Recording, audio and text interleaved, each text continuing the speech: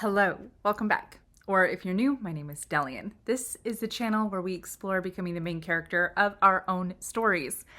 And today I'm continuing the series where I go through Disney princesses and their Enneagram type. And today I am doing probably my second favorite Disney princess, and that is Rapunzel from Tangled. Okay, so if you haven't already, I have several Enneagram videos where you can go check it out if you're new to the Enneagram, but essentially the Enneagram is a system of 9 that describes 9 types that showcase what a person's motivation is. And I say that because I don't think that anybody can type another person except for that person, because it's about what's going on inside of you, why you do what you do. And the only person that can know that is you. However, it is very helpful to have characters that we can break down and analyze and see how they're working and look at it from the point of view of the system of the Enneagram to be able to showcase how an Enneagram type might work. And that is what we're doing today. I may be wrong in my analysis of Rapunzel, so feel free to push back, ask questions. If I say something that's like, this is why I think Rapunzel is this type, and you're that type, and what I say doesn't resonate, let me know. I love the idea that this space is a place where we can gather even more information about how the Enneagram works. I love it. Okay, and also feel free to put your guesses in the comments right now, and then we'll see how well I did guess. All right. I did Belle's breakdown the other day. And one of the things that I realized afterward is that I know quite a bit about the Enneagram, but there's a difference between knowing the Enneagram and breaking it down and explaining it a little bit more systematically. And I really do like the method of going through the storyline and showcasing what made me think that Rapunzel might be certain types, but I also want to follow the breakdown of Rapunzel through the concept of the 4 different triads that show up in the Enneagram. So I'm going to describe those now. So in the Enneagram, there's 9 types, and they can get broken up into 4 different groups of 3. And one of those is the intelligence center. And this is there's a heart center or the bonding center. And these are the types where the way that they move through the world is very relationally. They're very aware of who's connected with them, how are people feeling, how do people feel about them, ergo heart center or bonding center. And then you have the head center, which essentially is people who move through the world by being very aware of information, resources, being safe and secure.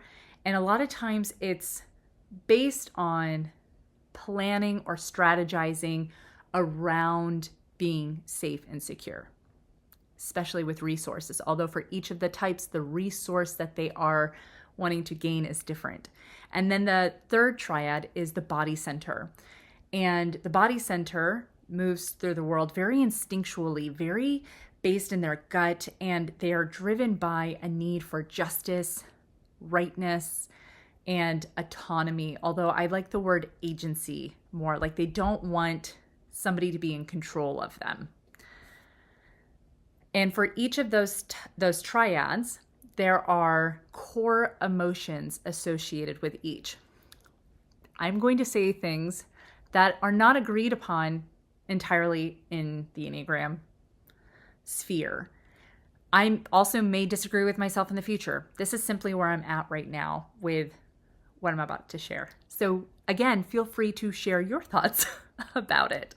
But essentially for the heart triad, the core emotion, I believe, is sadness, which when we feel sadness, it is usually because there's some kind of disconnection from another person. That would be the idea of the kind of sadness here. And so therefore, productively, that would move those heart types into creating connection. But if that fails and they stay in chronic sadness, it pushes them over into shame, which I think is unproductive, the unproductive feeling of the heart center. And I also think that essentially the superpower of the heart or bonding triad is creating connection, making people feel like they belong. And then for the head center, the core emotion is fear. Great, fear keeps us safe, right? But the minute that the fear doesn't actually create safety, but instead moves them into a chronic sense of insecurity, I think this is when the head triad moves into anxiety. Thoughts spinning, not being able to actually solve the problem of their fear. That's my take. And then for the body triad, you have anger as the core emotion. And that anger is there to create harmony. It's to create a sense of like everything's good, everything's going well, ergo the need for justice. And when their anger doesn't produce harmony, this is when they shift into what I would call rage or blind rage. It's unproductive. And that's my take on the intelligence center. The next center is essentially the strategy that these three different centers uses in order to get what they want. Each type wants something different. But the strategy for these three types. The first one is the independent stance, sometimes called assertive or aggressive. I don't like either of those because I don't think it actually is accurate. I think independent, and it is I do what I want in order to get what I want. Sometimes that means moving into action, and sometimes it means disconnecting, but they are not so affected by other people. They are going to do what it takes to get what they want. And these are 3, 7s, and 8s. I didn't say this about the heart triads. Heart triad is 2, 3s, and 4s. Head center is 5, 6, and 7. Body center is 8, 9s, and 1s. For the independent stance, and this is the stance where they go after things, this is 3, 7s, and 8s. Then we have the withdrawn stance. So to get what they want, they actually withdraw. They take a step back. These are 4, 5s, and 9s. And then you have the responsive triad. And these are people who respond to the energy of what's happening around them, to the people around them. And these are 1, 2s, and 6s. And this also indicates what their the top part of their stacking for doing, thinking, or feeling is. And maybe I'll do a whole video where I go into all of those as well. And then you have the coping strategy, or the coping triad. And this is essentially the first move when things start to get a little stressful. And then you have the positive outlook. I'm going to spin this stuff to feel like good. I'm going to look for the silver lining here. These are 2, 7s, and 9s. Then you have the competency triad, which is like, I'm going to solve the problem. We're going to do something to like figure this out. And then you have the reactive triad, which is 4s, 6s, and 8s. And these are when things start getting stressful, their first response is to want people to engage in an emotional kind of way. There's still discussion happening around this, but essentially they need to feel like you care about the problem. And so they are passionate. These are the 4, 6s, and 8s tend to be the most intense numbers because of this particular triad. All right, and so the next one is how the types connect with other people. And so you have I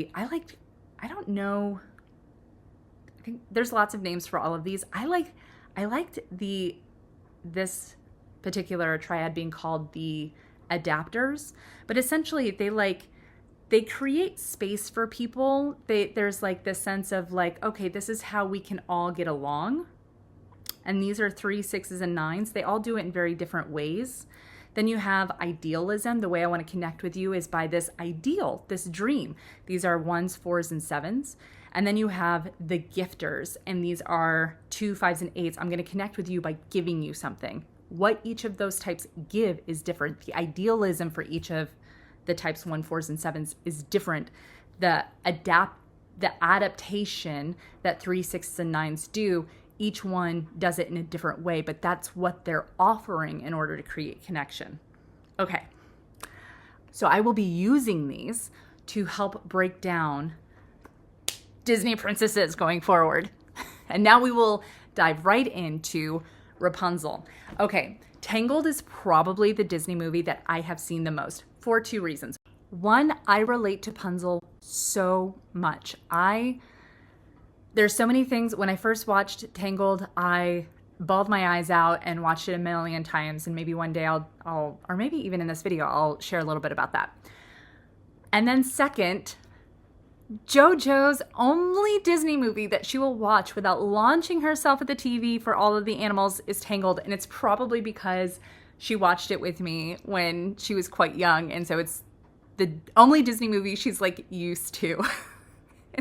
And it's like she actually watches it. She'll like sit on the couch and watch it. And so anyway, so for those 2 reasons, Tangled is like embedded in my brain. And so the story starts out, the opening shot happens, and once again, it does not start with Rapunzel. It starts with Flynn Rider talking about it. He's narrating it. And this is the male love interest. And we're going to see some interesting parallels in the storytelling process of Tangled as we did for Beauty and the Beast.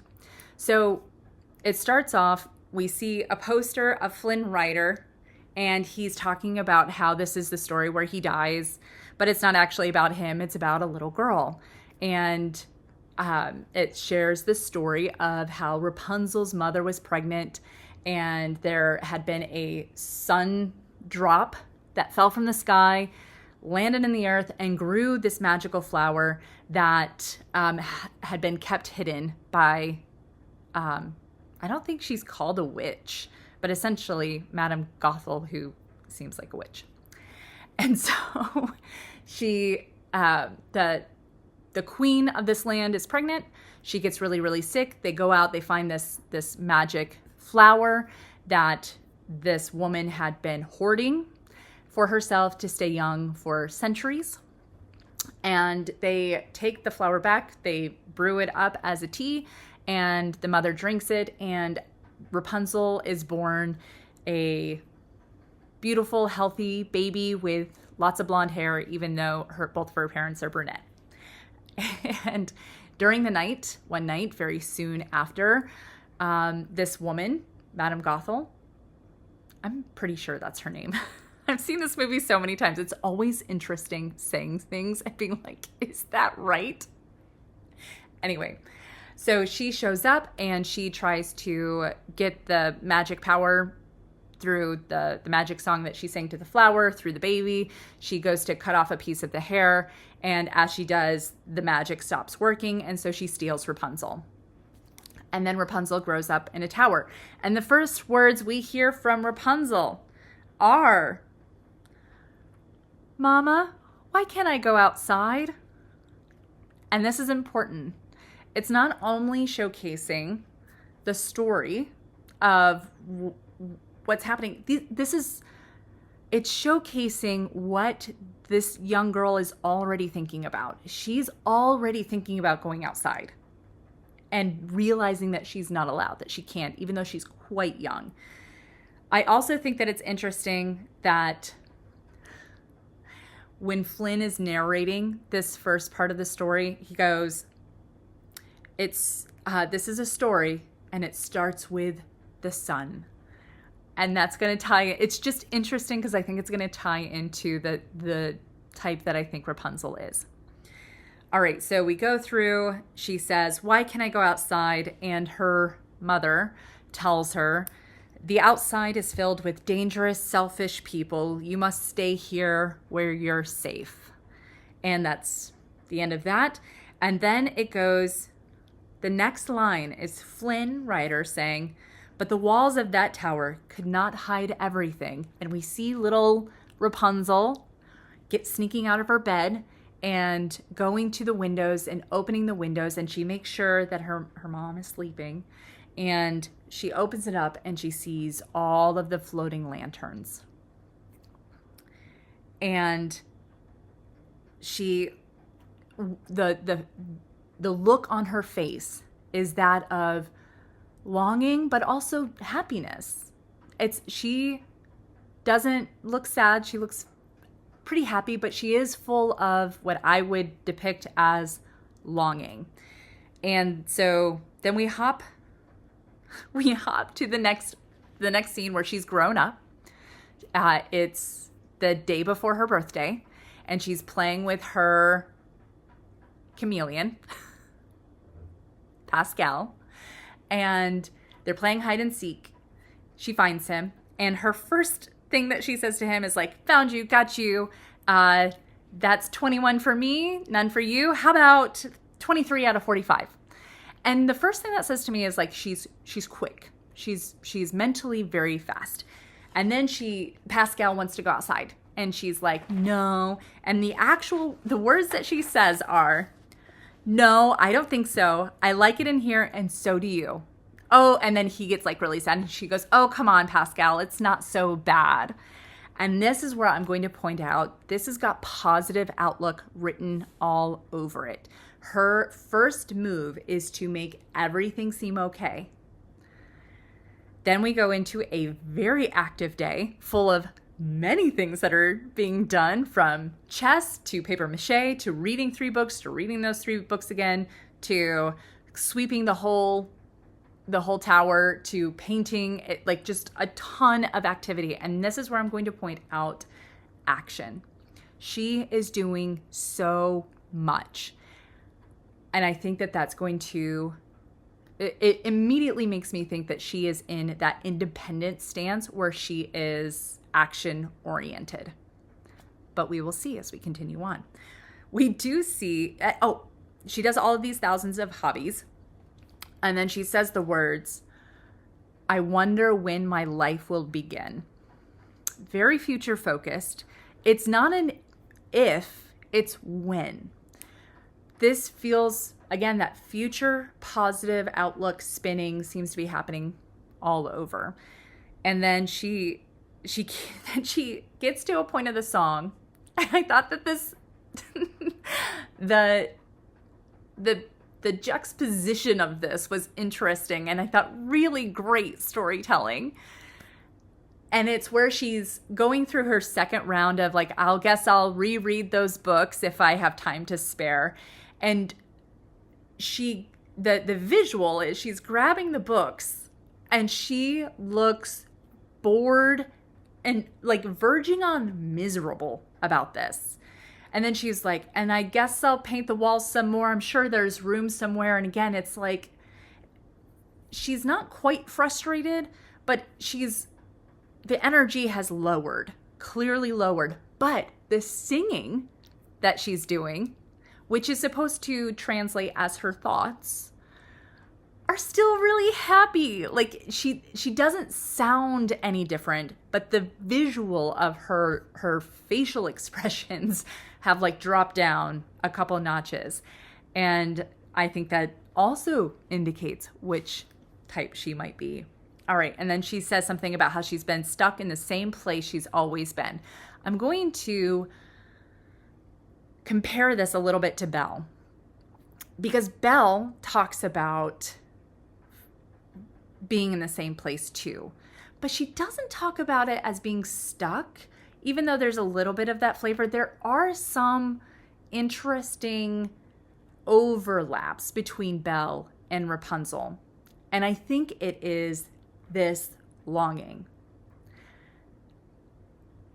And what's interesting is that as soon as she gets done being stuck in the same place I've always been, this is the part of the song, Rapunzel next goes to, "But tomorrow night, the lights will appear, just like they do on my birthday each year."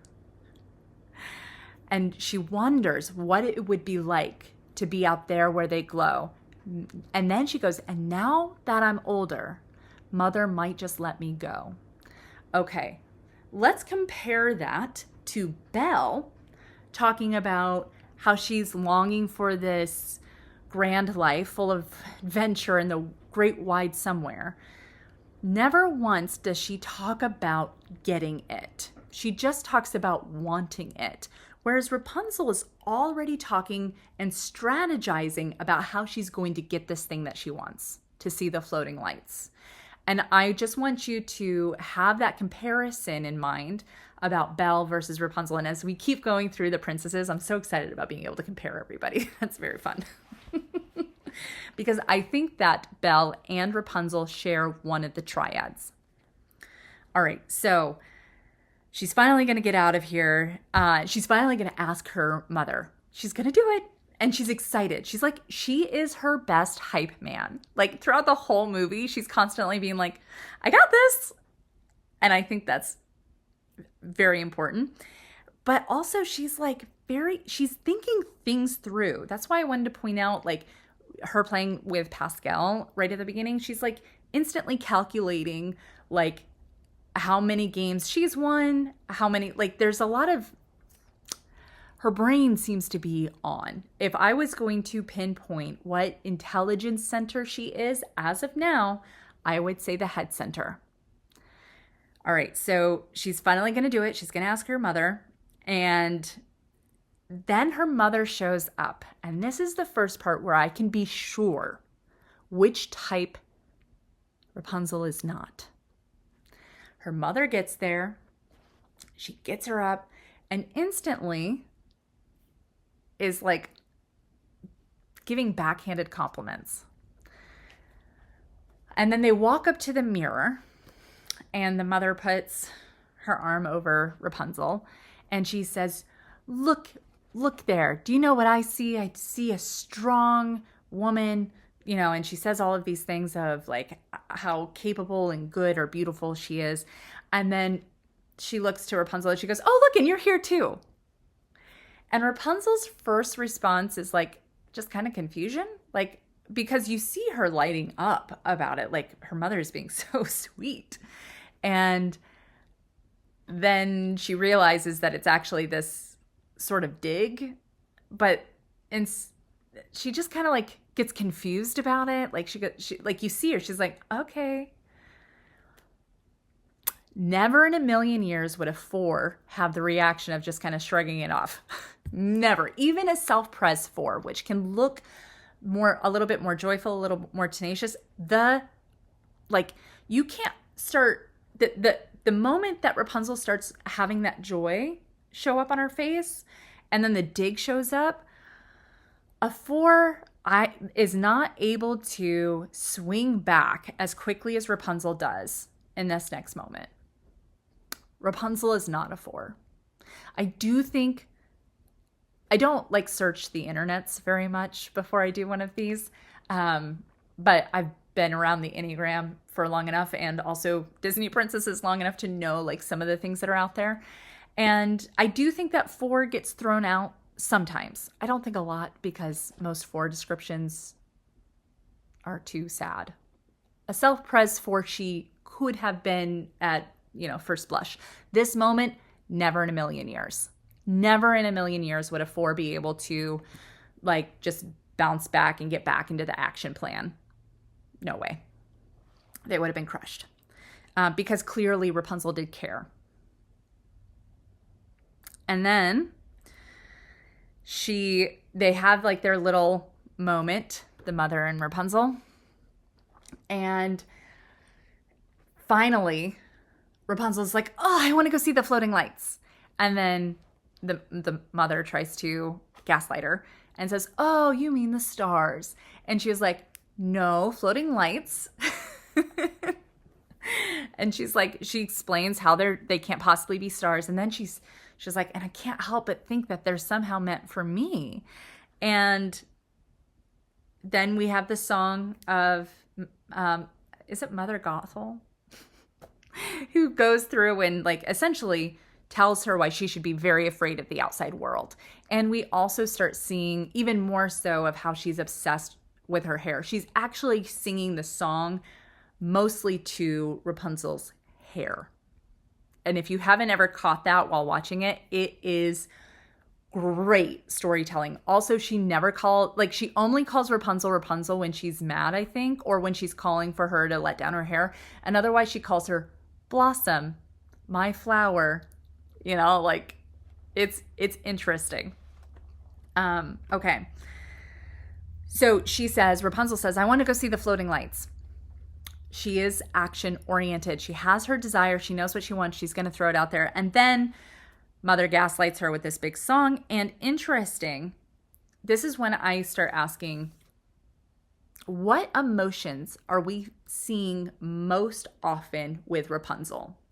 First, I think we're seeing she is clearly optimistic. She is joyful. She is stuck in a tower, and she is making the ever-loving most of it. Literally painting every bit of wall. She is making it a joyful space. Joy is her main emotion. Optimism seems to be flowing through her blood.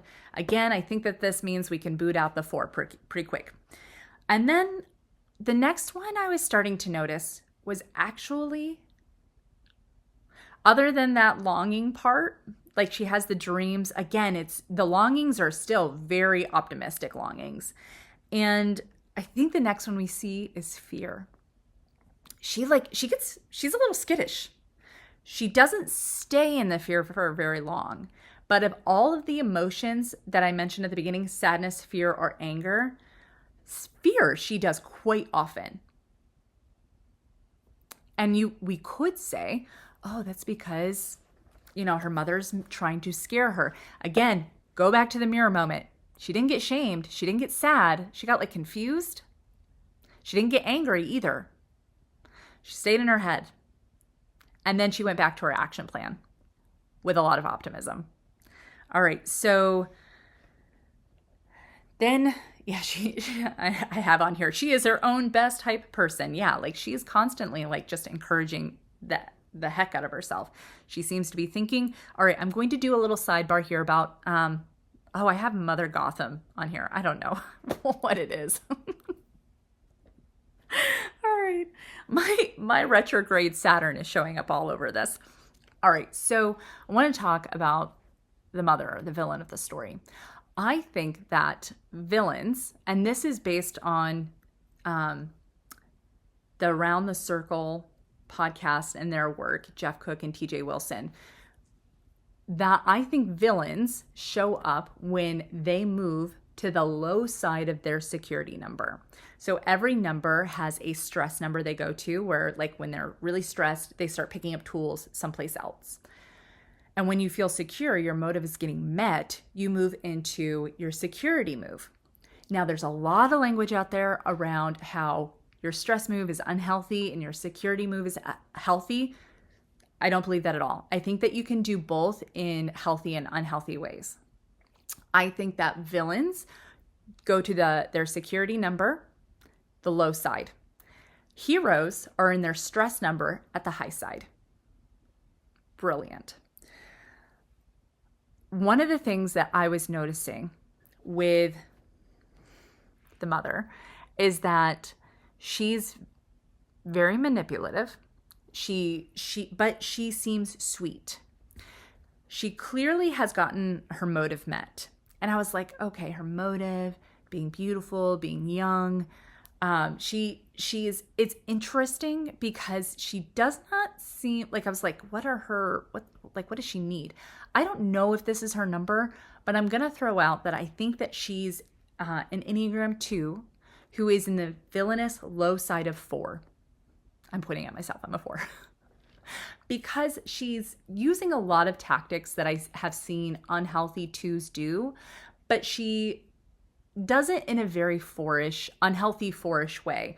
I am the most special, I am unique, I am, 4s can have a navel-gazing quality when they're unhealthy. My world is the only world that matters is something that 4s can sometimes get caught up in. She seems to be utilizing 2 things of manipulation in a very low side 4 way.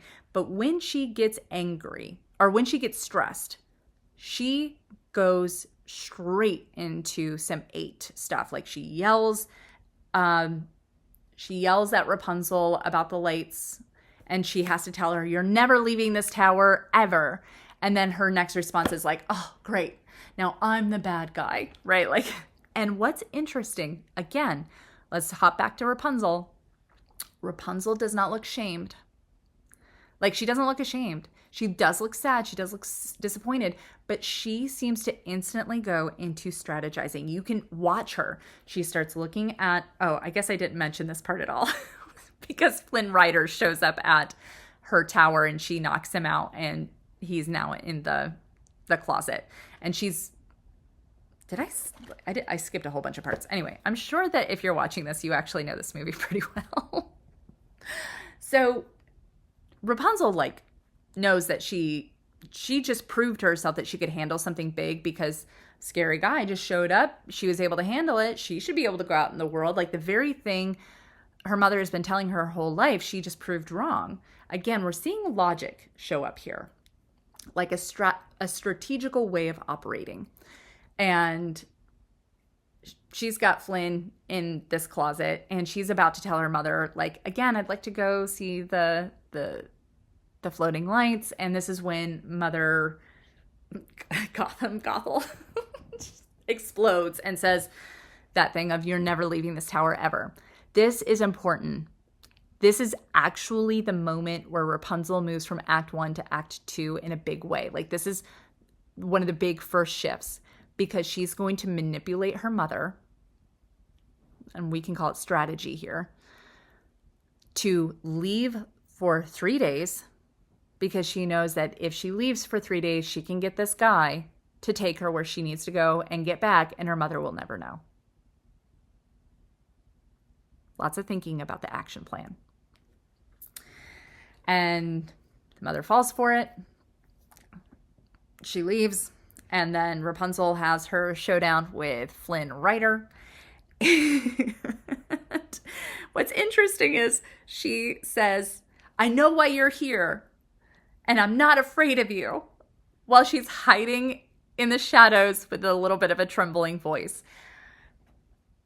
And then, is this where I'm going to throw out what number I think she is? I think at this point, let's go through all of those all of those styles. So, is she in the heart, mind, or body? I'm going to say she's in the mind center, the mental center. And I do see a lot of stuff out there, or have seen stuff out there, where people say that she's a 6. And I'm going to talk about why she might be and why she might not be. Mostly why she isn't. But I definitely think she's in the head center. Is her strategy to be independent, to be withdrawn, or to be responsive? Again, that independent is going to be action first. That withdrawn is going to be withdrawing from the action. That responsive is like constantly in responding to the energy around her.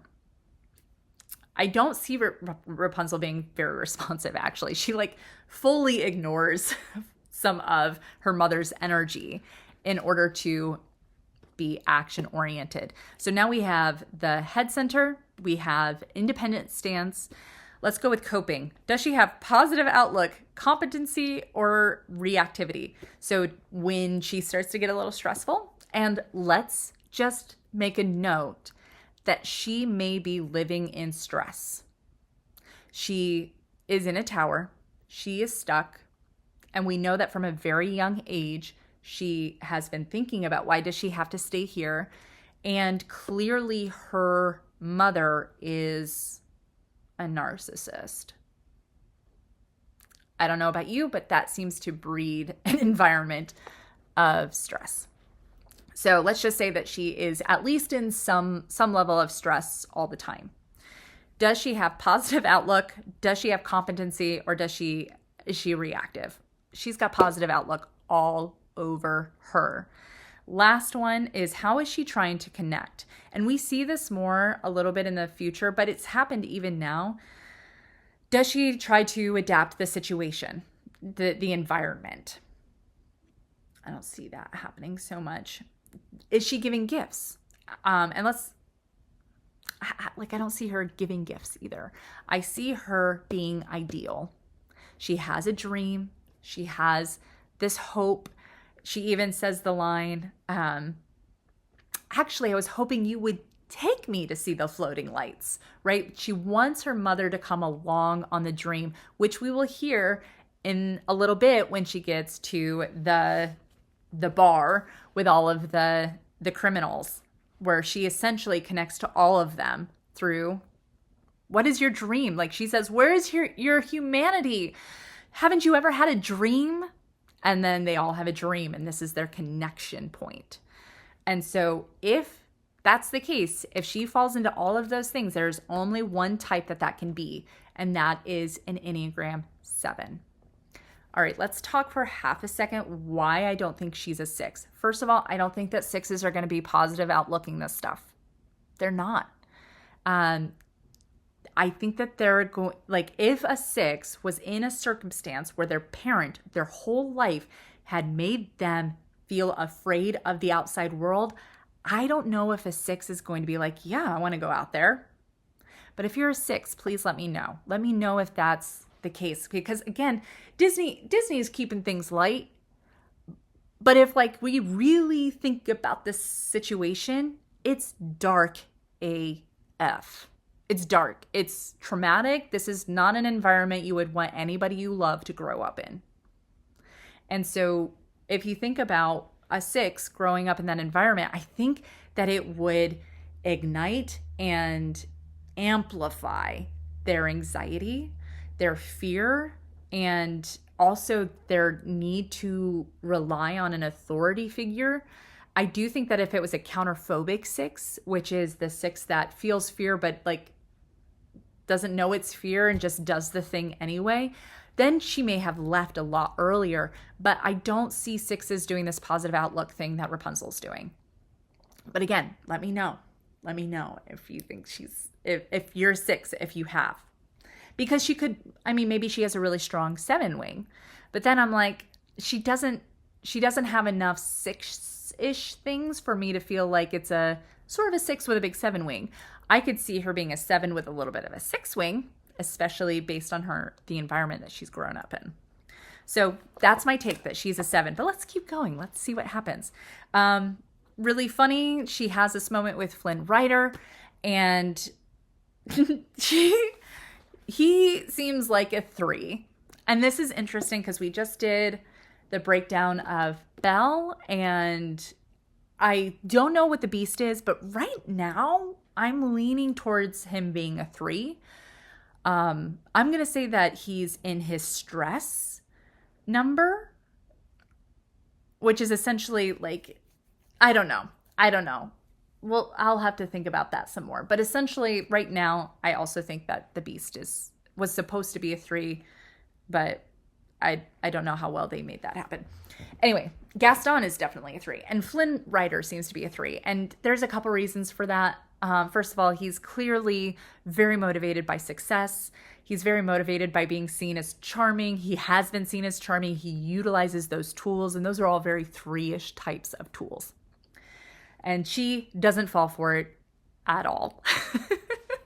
She's like, I want what I want, and I'm going to get that thing. And then this is one of my favorite parts about thinking about 7s, because there's some things I want to talk about for 7s.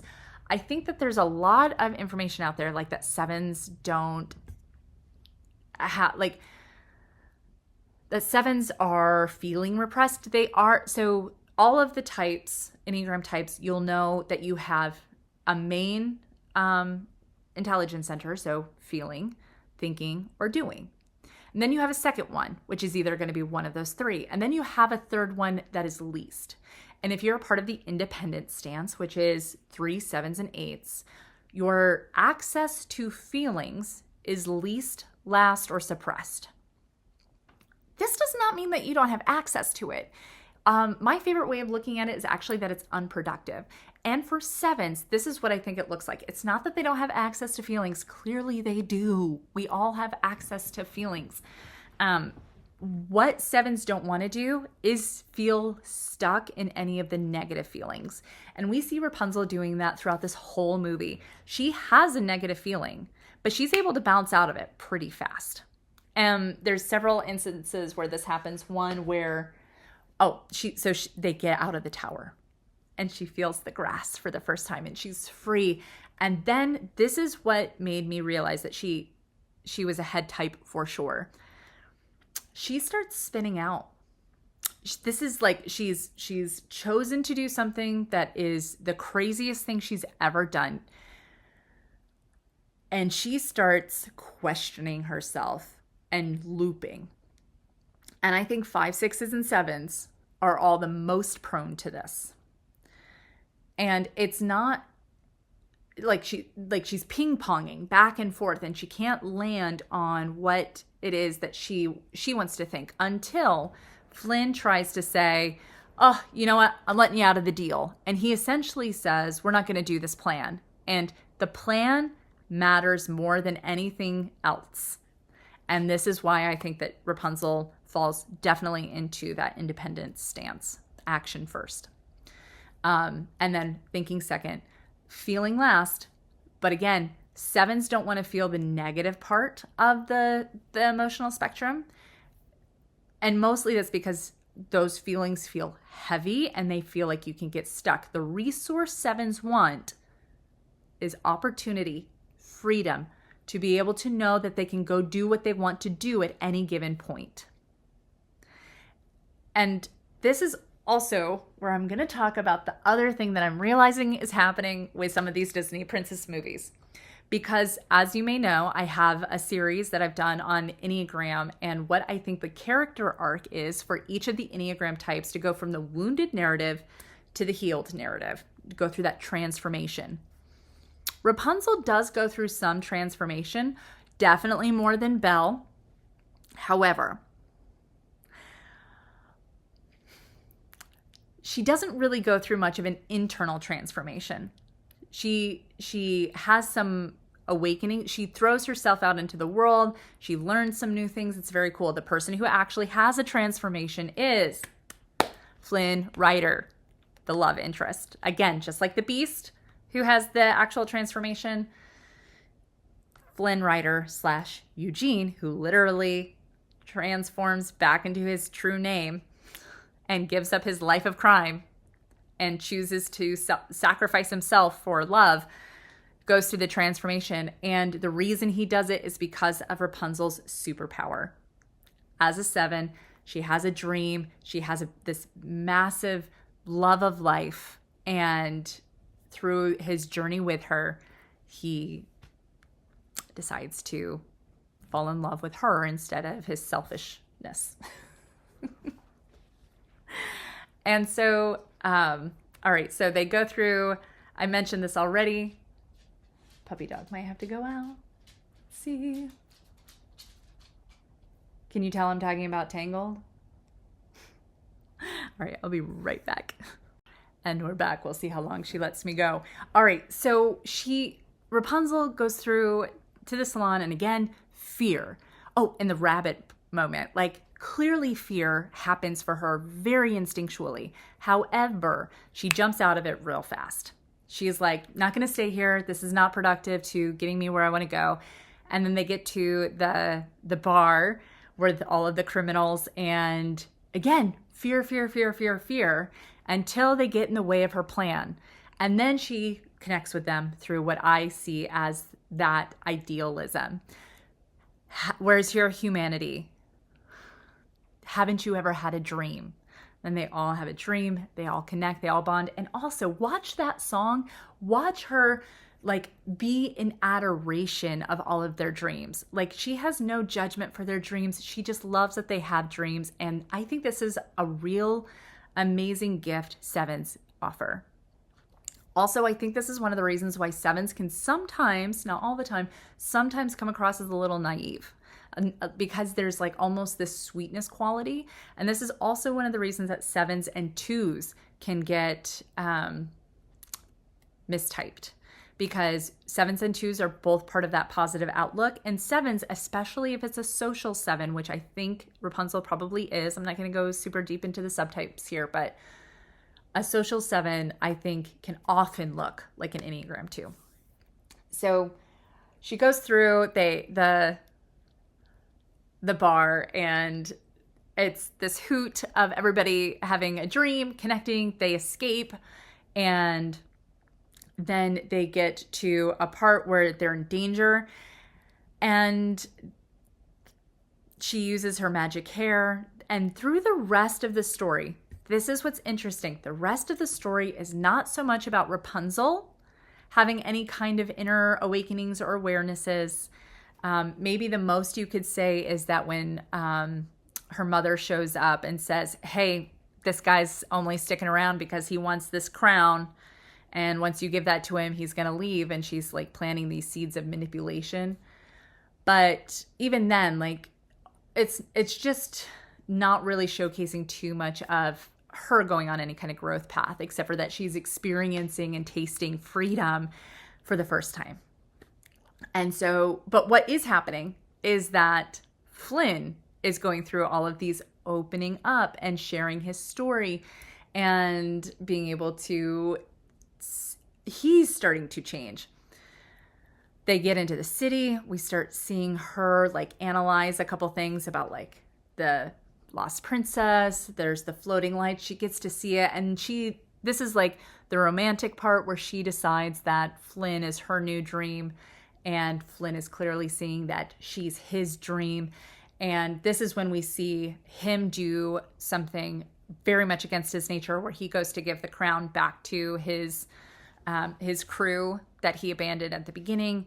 And this is when they take over, and the whole thing that the mother has put together as the scheme occurs, and Rapunzel ends up just going back with her because she thinks that Flynn has abandoned her. And this is something else I want to say about 7s. 7s, I wanted to talk about this too. So let's just pretend, and we're going to see if this happens a little bit more with the live action movie that's coming out. And maybe I'll do another breakdown once that comes out to see if they changed her Enneagram type. I doubt it. But the wound of the Enneagram 7 is something I need is missing. And if I stop moving, I will have to feel the emptiness underneath. They want to avoid the sad feelings inside, the heavier, more negative feelings. And they feel like they'll get trapped there. And what they want is to experience freedom, possibility, and joy, to create a life filled with adventure, meaning, and exciting experiences. And they have this fear of being trapped, of being deprived, of being limited, in pain, or stuck, especially in emotional suffering. And so they avoid their own. I heard somebody talk about like 7s creating an inner wall inside of themselves.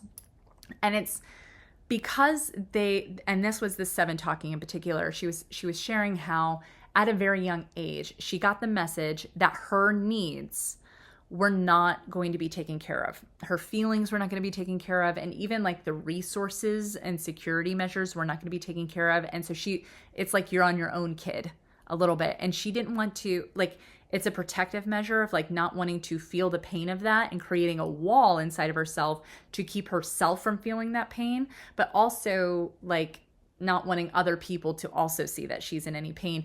But 7s, I think, often have a fear of relying on anybody or letting anybody in because of this particular thing. And eventually maybe I'll go into some more depth about that, but I could see this as being a real trigger for Rapunzel, in particular, as a 7 that Flynn has left after, like, she let him in, like they had a moment and he left.